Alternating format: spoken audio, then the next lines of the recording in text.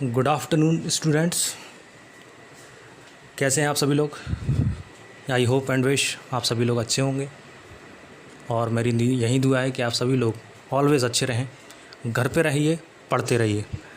चलिए, आज का सेशन स्टार्ट करने से पहले जो मैं हमेशा की तरह एक मैसेज, देखिए कल आपको पता ही है कि एक बड़ी दुखद घटना सामने आई। हमारे बीच इरफान खान साहब जो बहुत ही महान अभिनेता थे वो हमारे बीच नहीं रहे और बहुत दुख है हम लोगों को उनके जाने का, क्योंकि उन्होंने काफ़ी अच्छी अच्छी मूवीज़ और अपना जो जीवन का संघर्ष है वो उनका बहुत ही ये मान के चलिए उनकी जितनी तारीफ़ की जाए उतनी कम है। इरफान खान साहब ने सिर्फ बॉलीवुड मूवीज़ में नहीं, हॉलीवुड मूवीज़ में भी काम किया था और इनके काम करने का तरीका बिल्कुल अलग था। इनकी एक्टिंग भी बिल्कुल अलग थी, यूनिक एक्टिंग थी। ये आँखों से एक्टिंग कर लेते थे। तो इस तरीके के एक्टर हमारे कंट्री के लिए बहुत प्राउड की बात है और हम हमेशा यही दुआ करते हैं कि उनकी आत्मा को शांति मिले और जो भी उन्होंने किया है देश उनको हमेशा याद रखे। उनकी जो भी मूवीज़ आई हैं जिनसे बहुत अच्छे अच्छे मैसेज मिले हमें, तो आज के लिए उनका मैं चाहता हूं कि आप लोग भी उनको याद करें, याद रखें हमेशा।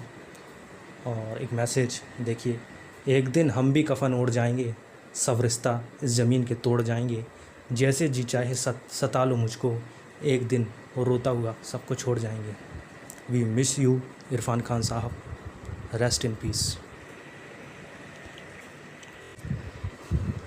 चलिए अब हम चलते हैं अपने सेशन की तरफ। आज प्रोग्रामिंग सेशन है, यानी हमें प्रोग्रामिंग सीखनी है।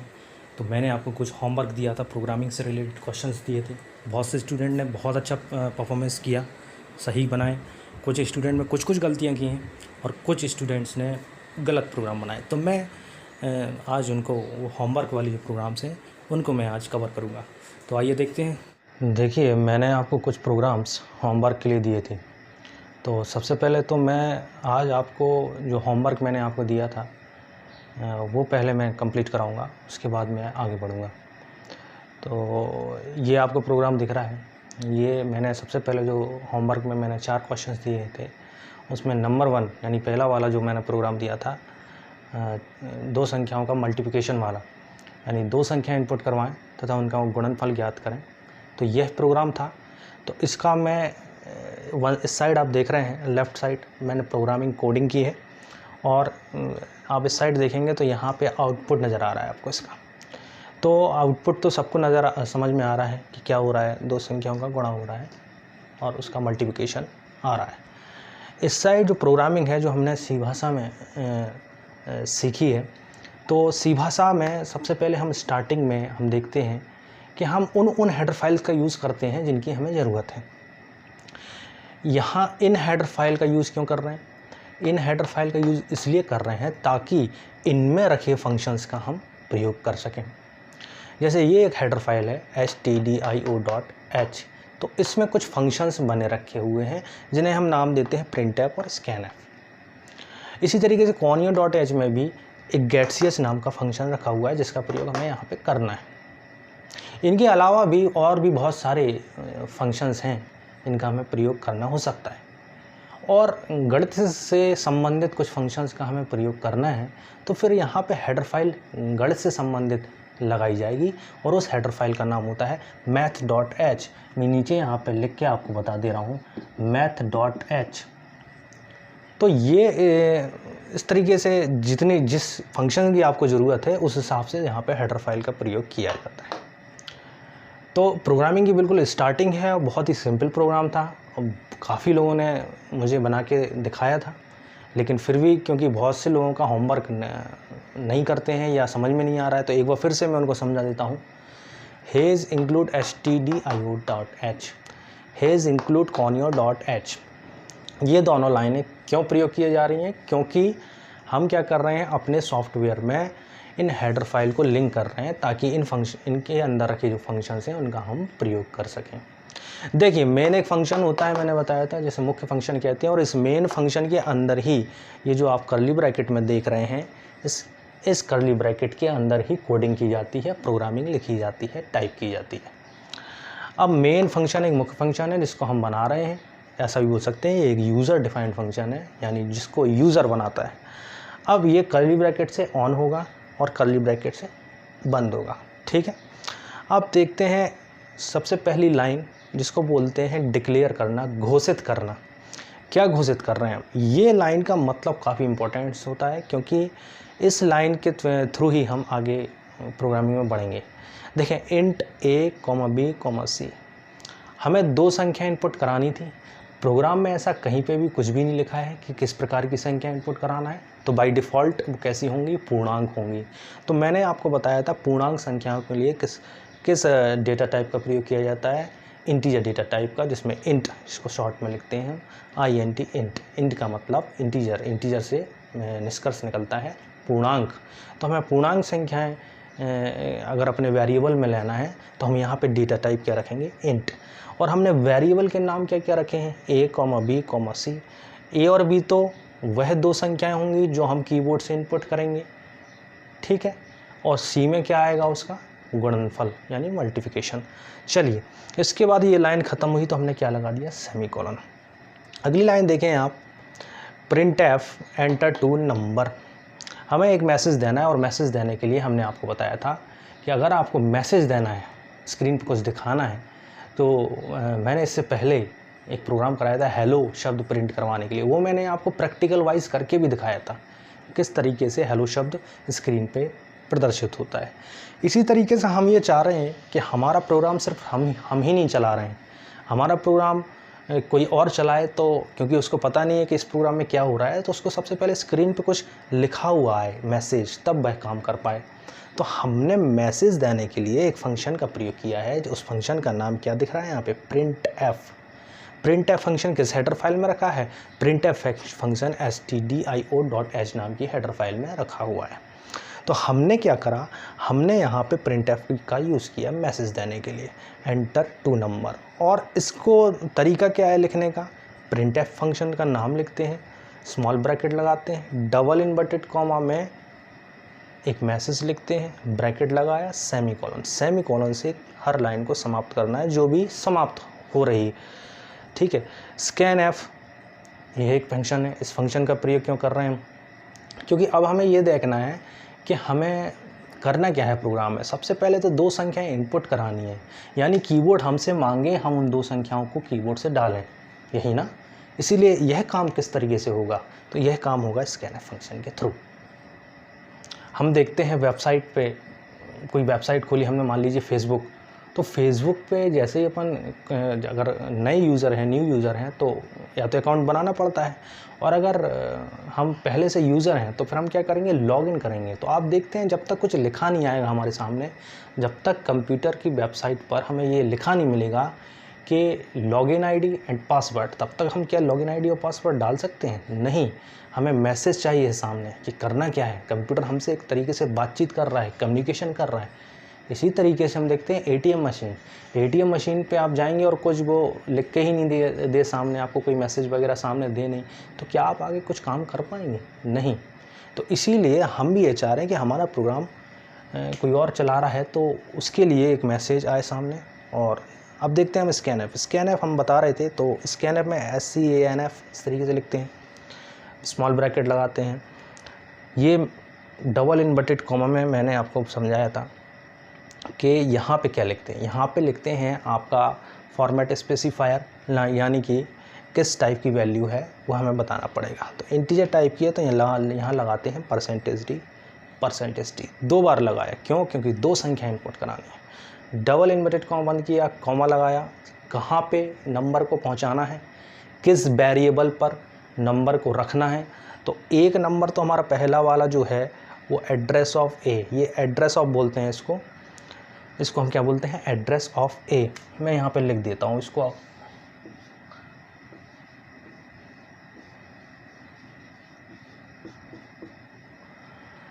एड्रेस ऑफ, और ये क्या है? ए। तो किस जगह पे पहली संख्या हमें पहुँचानी है? ए के पते पर। तो हमने लिख दिया address of A, comma address of B. दूसरी संख्या किसके पते पर पहुंचानी है, बी के पते पर पहुंचाना है, तो हमने लिख दिया एड्रेस ऑफ बी। इनके बीच में कॉमा लगाना ज़रूरी है क्योंकि ये एक अलग जगह है और ये एक अलग जगह है, तो दोनों जगह अलग अलग नंबर जाएगा और कंप्यूटर यह पता करेगा कि पहले किस नंबर को डालना है किस जगह पे, तो इसलिए उस वेरिएबल का पहले नाम लिखें जिसमें आपको वह नंबर पहुंचाना है। तो मुझे ए में पहुंचाना है तो मैंने लिखा address of A comma address of B, ये ब्रैकेट बंद किया और सेमीकोलन। चलिए क्लियर है। तीसरी लाइन देखें आप, ये फार्मूले वाली लाइन होती है, ये जो मैं दिखा रहा हूँ। इस लाइन को आपको सोचना पड़ेगा प्रोग्राम के अनुसार, अलग अलग प्रोग्राम में अलग अलग फार्मूले लग सकते हैं। अभी हम फार्मूला बेस्ड क्वेश्चन ही कर रहे हैं, तो फार्मूला बेस्ड क्वेश्चन में फार्मूला आपको पता होना चाहिए। जब तक आपको फार्मूला ही पता नहीं होगा तो आप कुछ नहीं कर सकते। लेकिन इस प्रोग्राम में क्योंकि सीधा सीधा लिखा हुआ है कि 2 संख्या इनपुट करवाएं, तो इनपुट तो हो गई स्कैनएफ से। अब आगे क्या लिखा हुआ है कि उनका गुणनफल ज्ञात करें। तो गुणनफल ज्ञात करने के लिए आपको पता है कि वो जो भी 2 संख्याएँ होंगी, क्योंकि अभी वह 2 संख्याएं हमें पता नहीं है क्योंकि अभी हम प्रोग्रामिंग कर रहे हैं, हम प्रोग्राम बना रहे हैं। जब प्रोग्राम रन करेंगे तो हम कीबोर्ड से 2 संख्याएं डालेंगे और वो 2 संख्याएं कुछ भी हो सकती हैं। ओके, तो वो 2 संख्याएं जो भी होंगी वो किस वेरिएबल में रखी हैं, ए एंड बी।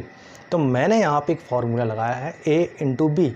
ये गुणनफल का चिन्ह है जो प्रोग्रामिंग में यूज़ किया जाता है, एस्ट्रिक का चिन्ह बोलते हैं इसको यहाँ पे इंटू के रूप में लिया जाता है। ए इंटू बी यानी ए में रखी संख्या का गुणा बी में रखी संख्या से हो जाएगा, तो जो कुछ भी आएगा वो किस में रख दिया जाएगा, सी में।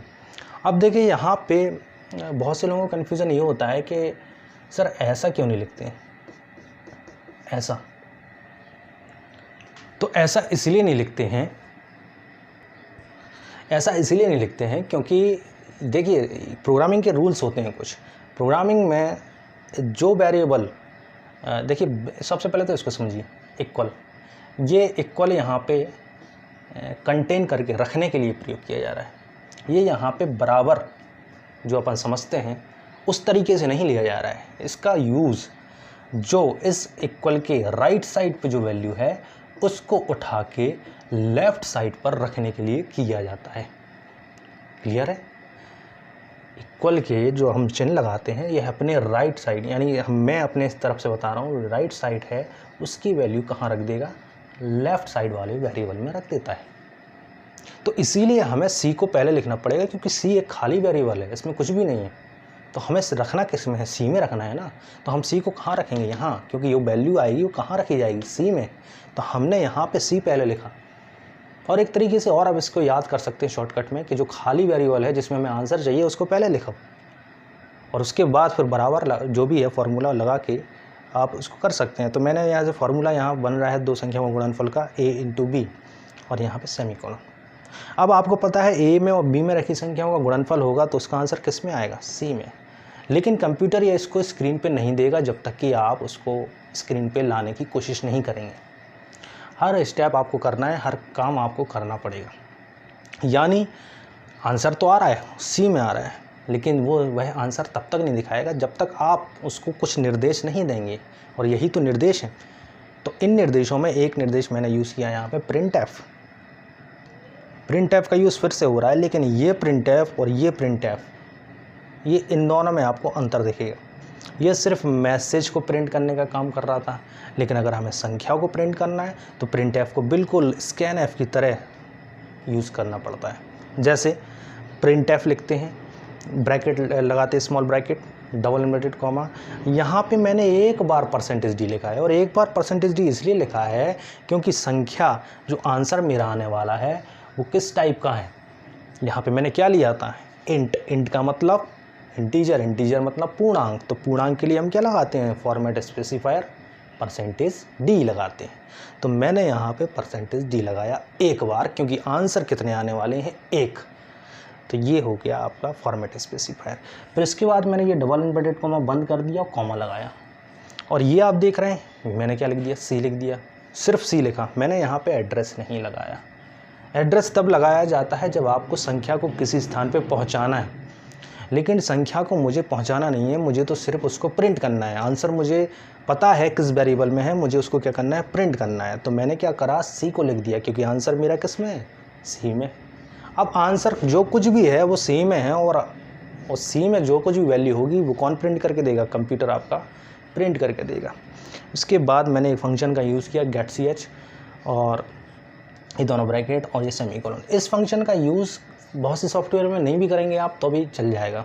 कोड ब्लॉक में कभी कभी गेट सी एच आप नहीं भी लाते हैं तो देखते हैं आपका प्रोग्राम चल जाता है। तो उसमें ऐसे फंक्शंस रहते हैं जो डायरेक्ट कनेक्ट रहते हैं।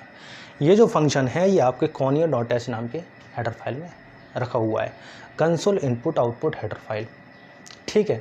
तो और इस फंक्शन का प्रयोग क्यों किया जा रहा है? इस फंक्शन का प्रयोग यहाँ इसलिए किया जा रहा है कि जब आप प्रोग्राम को रन करेंगे तो रन होते समय जो आउटपुट विंडो है ये रुकी रहे, ताकि हम अपना आंसर आराम से देख सकें, ठीक है। अगर आप गेट सी एच का यूज़ नहीं करेंगे तो होगा क्या कि आउटपुट तो आएगा लेकिन तुरंत चला जाएगा। उसका जो टाइम होगा बहुत ही माइक्रो सेकेंड्स होगा। तो आपको लगेगा कि मेरा प्रोग्राम में कुछ गड़बड़ है, चला नहीं है। ऐसा नहीं है, प्रोग्राम चला था, उसका जो आउटपुट है वो तुरंत चला गया। तो आप क्या करेंगे, आप गेट सी एच का प्रयोग करेंगे। तो गेट सी एच का use as a get a character के लिए किया जाता है, यानी गेट सी एच का फुल फॉर्म होता है गेट अ कैरेक्टर। यानी जब तक आप कीबोर्ड से या मोबाइल में यूज़ कर रहे हैं तो कीपैड से कोई भी कैरेक्टर प्रेस नहीं कर देते हैं, दबा नहीं देते हैं, कोई भी कैरेक्टर प्रेस नहीं कर देते हैं, तब तक वह स्क्रीन रुकी रहेगी, ओके। इसीलिए इसका यूज़ किया जाता है। और ये हो गया कर्ली ब्रैकेट बंद, क्योंकि मेन फंक्शन का हमने कर्ली ब्रैकेट ऑन किया था, मेन फंक्शन का कर्ली ब्रैकेट यहाँ पे मैंने क्लोज कर दिया। अब ये हो गई मेरी प्रोग्रामिंग। इसको तो मुझे टाइप करना पड़ता है सॉफ्टवेयर पे, एडिटर्स जो भी सॉफ्टवेयर आप यूज़ कर रहे हैं। जैसे मैंने पिछली क्लास में आपको सी ड्रॉइड नाम का सॉफ्टवेयर यूज़ करना सिखाया था। तो ये तो हो गया टाइप। अब इसके बाद मुझे करना क्या है, 3 काम। देखिए 3 इम्पॉर्टेंट काम जो होते हैं वो मैं बता देता हूँ। पहली चीज़ तो प्रोग्राम को आप क्या कर लें, सेव कर लें। आप प्रोग्राम को जब तक सेव नहीं करेंगे हो सकता है आपका आउटपुट ना आए। तो आप प्रोग्राम को सेव कर लें। सेव करने का तरीका, फाइल मेन्यू में जाके आप सेव बटन पर क्लिक करेंगे, वहाँ पे आप अपने फाइल का नाम रख देंगे, सेव कर देंगे, ठीक है। अगर आप सी ड्रॉइड नाम का सॉफ्टवेयर यूज़ कर रहे हैं तो फिर आप नाम के बाद .cpp लगा सकते हैं। क्लियर है? चलिए दूसरा, कंपाइल करें, कंपाइल या बिल्ड।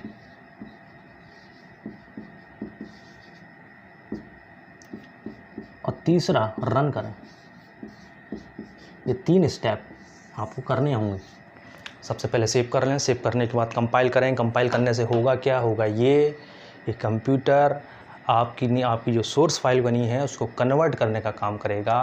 किसमें, एग्जीक्यूटिबल फाइल बनाने में, यानी कि रन वाली फाइल बनाने में। लेकिन अगर कुछ एरर होंगे तो वो बनाएगा नहीं। एरर मतलब कुछ गलती की होगी, अगर आपने यहाँ पे टाइपिंग में या फार्मूला वगैरह कुछ गलत लगाया होगा तो फिर वो गलत आंसर देगा, या अगर फार्मूला गलत हो तो गलत आंसर देगा, या अगर कुछ मिस्टेक्स है सिंबल्स में, ब्रैकेट में, तो फिर वह रोक देगा, आपका प्रोग्राम चलने नहीं देगा। तो कंपाइल से एक ये हमें फ़ायदा मिलता है। तीसरा रन, हम सीधा रन करेंगे कंपाइल के बाद।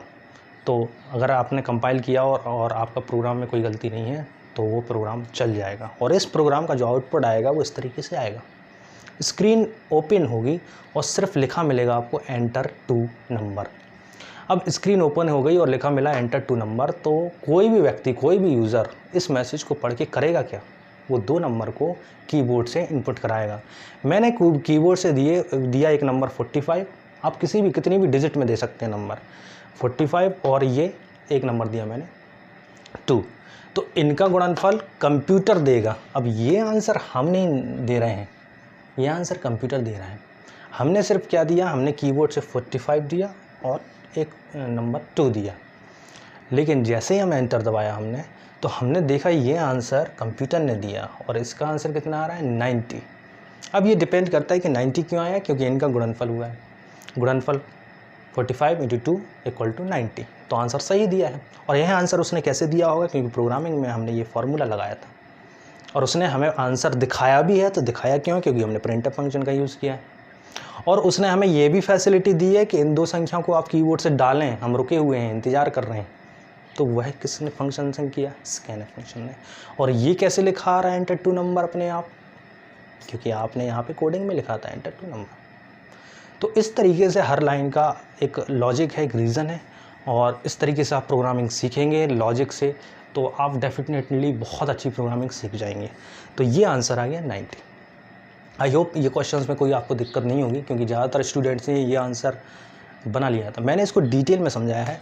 अब मैं अगला प्रोग्राम ले रहा हूँ जिसको मैं आपको थोड़ा शॉर्ट में, क्योंकि वो भी बहुत ईजी फार्मूला बेस्ड क्वेश्चन ही है। चलिए देखते हैं नेक्स्ट क्वेश्चन। देखिए अब मैंने जो प्रोग्राम बनाया है वह आपका साधारण ब्याज ज्ञात करने के लिए बनाया है। साधारण ब्याज ज्ञात करने के लिए प्रोग्राम है, और इस प्रोग्राम में कई स्टूडेंट्स से गलती हो गई हैं फार्मूले में।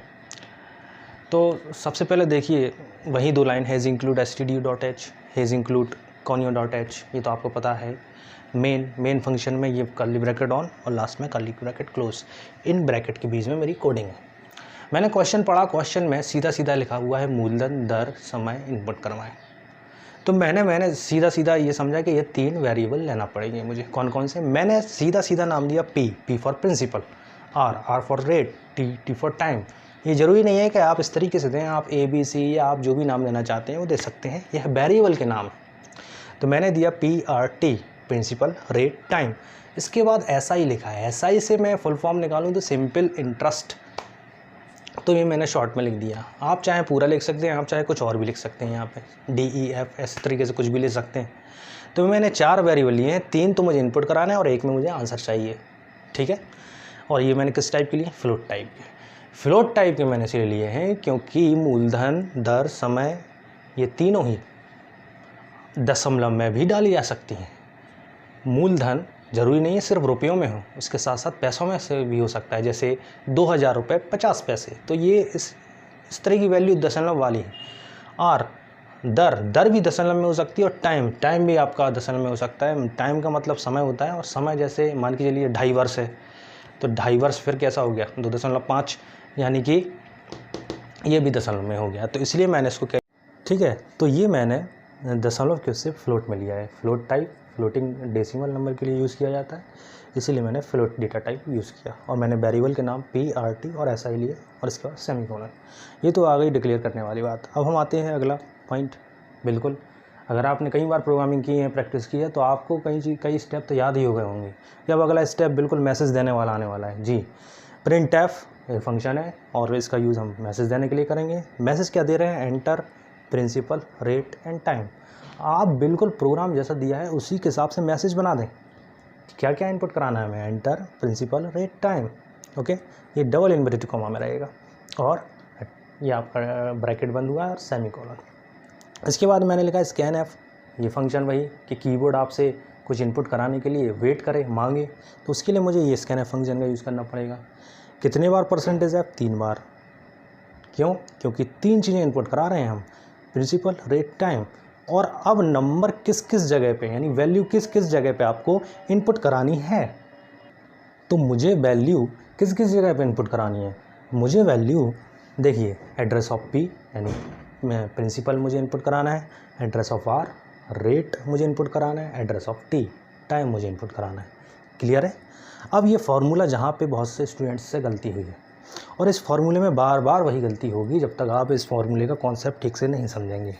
देखिए हमें निकालना क्या है? हमें साधारण ब्याज निकालना है, और साधारण ब्याज निकालने के लिए हमने अलग से एक वेरिएबल लगा रखा है, तो इसको हम यहाँ पे लिख लेंगे SI इक्वल टू। अब इक्वल टू का मतलब मैंने बता चुका हूँ मैं आपको पिछले प्रोग्राम में कि इक्वल के जो इस साइड यानी राइट साइड पे जो भी वैल्यू आएगी वो रख दी जाएगी इसमें SI में, ठीक है। तो यह काम होगा कैसे? हमें फार्मूला लगाना पड़ेगा, क्योंकि ये फार्मूला बेस्ड क्वेश्चन है, और साधारण ब्याज का जब तक आपको फार्मूला पता नहीं होगा आप तब तक इस प्रोग्राम को ठीक से बना नहीं सकते।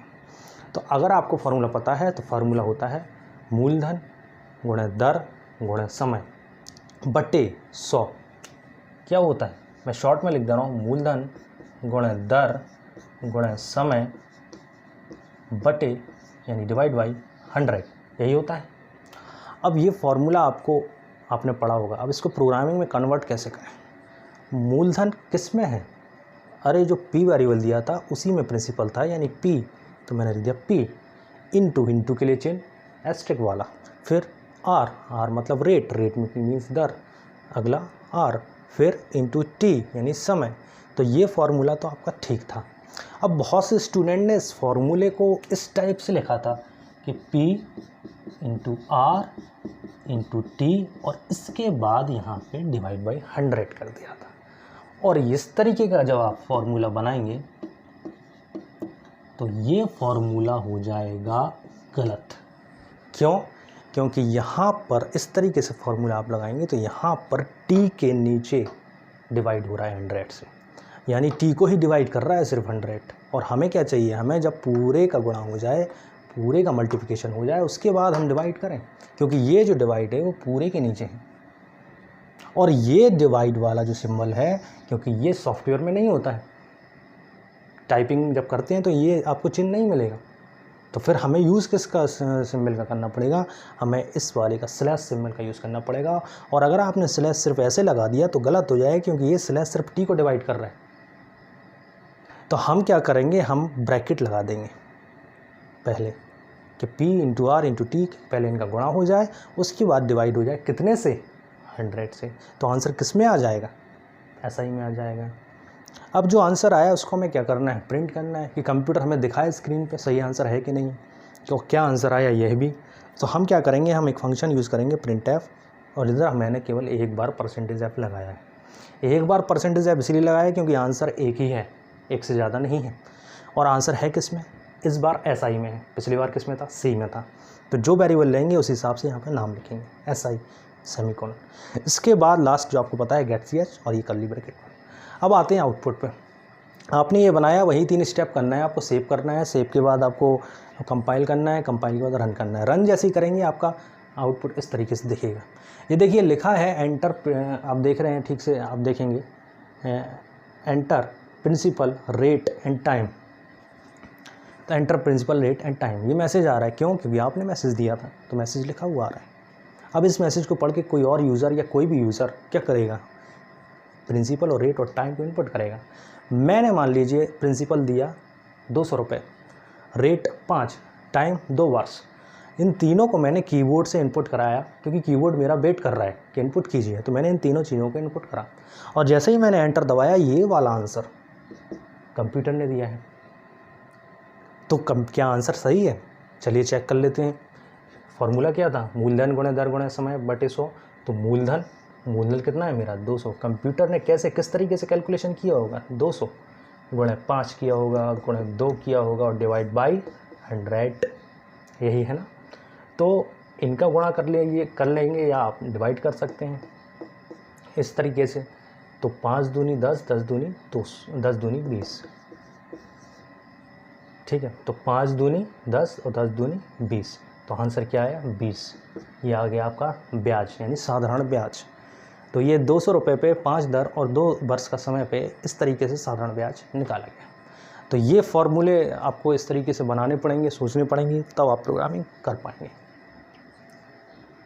चलिए जल्दी से एक और प्रोग्राम देखते हैं हम लोग। यह प्रोग्राम जो 3rd नंबर का प्रोग्राम मैंने आपको दिया था, एरिया ऑफ सर्कल निकालने के लिए, यानी वृत्त का क्षेत्रफल ज्ञात करने के लिए प्रोग्राम बनाइए। वृत्त का क्षेत्रफल ज्ञात करने के लिए हमें करना क्या होगा, हमें सिर्फ त्रिज्या इनपुट करानी होगी। त्रिज्या हमें मिल जाए, रेडियस हमें मिल जाए, तो हम वृत्त का क्षेत्रफल आसानी से निकाल सकते हैं। ये आपको लाइन याद रखनी है, hedge include stdio.h, hedge include conio.h, main curly bracket on.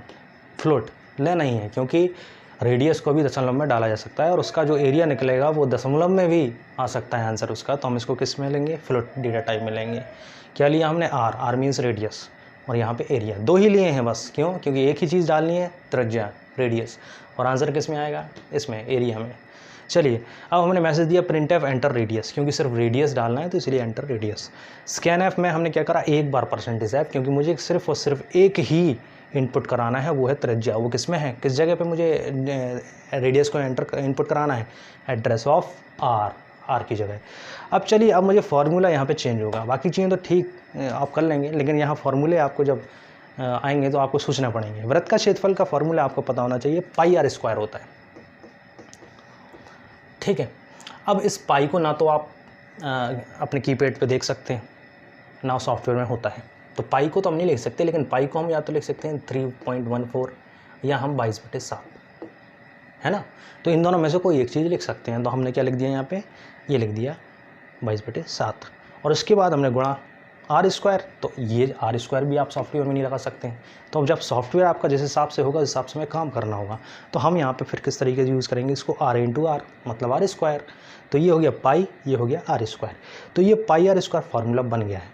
और क्योंकि हमने इस बराबर के इसको इस साइड रखा है तो मतलब ये पूरा कैलकुलेट होके कहाँ पे स्टोर हो जाएगा, एरिया नाम के वेरिएबल में स्टोर हो जाएगा।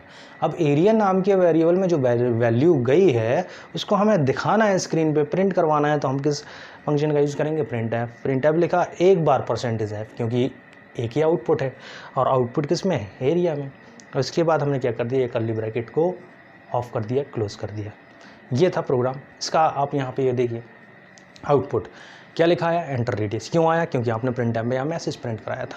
इसके बाद कीबोर्ड इंतजार कर रहा है। इंतजार का मतलब आपने कुछ स्कैनएफ करवाया होगा, हाँ आर में कोई चीज़ जानी है। क्या चीज़ जानी है, जो आप कीबोर्ड से इनपुट कराएंगे। मैंने 7 दिया तो ये 7 कहाँ रख देगा, इस आर नाम के वेरिएबल में रख देगा। आर नाम के वेरिएबल में 7 चला गया तो फिर ये फार्मूले में भी वहाँ पे कैलकुलेट करेगा। फार्मूले क्या लगाया था हमने, ये था। अब इसको ज़रा लगा के देख लेते हैं। मान लीजिए कंप्यूटर ने अपने अंदर प्रोसेसिंग अंदर ही अंदर किया होगा तो किस तरीके से किया होगा। आर में क्या है, 7 दिया था ना मैंने, ये तो 22/7 पाई की वैल्यू है। तो 7 से 7 डिवाइड हो गया, कितना आया, 7 का आप मल्टीप्लिकेशन 22 में करेंगे तो आंसर आएगा 154। तो आप जैसे ही 7 देंगे और वैसे ही एंटर दबाएंगे, कंप्यूटर आपको आंसर देगा 154। यानी इसने सही तरीके से बिल्कुल सही एक्यूरेट आंसर दिया है। और वह आंसर उसने फार्मूले बेस्ड पे दिया था जो आपने यहाँ पे यूज़ किया था। तो इस तरीके से प्रोग्रामिंग की जाती है। फार्मूले बेस्ड प्रोग्राम थे जो कुछ मैंने आपको बताए।